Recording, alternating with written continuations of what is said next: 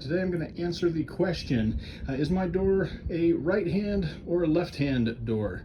Or right hinged or left hinged? This is another common question I get.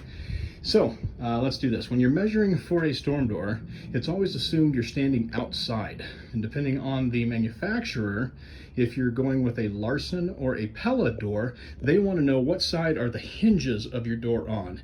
So in this case, this door would be a right hinged door.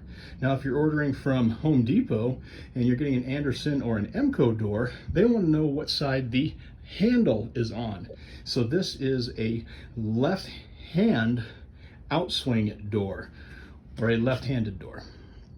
So it's right hinged and left-handed are the exact same thing, and left hinged and right-handed are the exact same thing. Don't get them confused.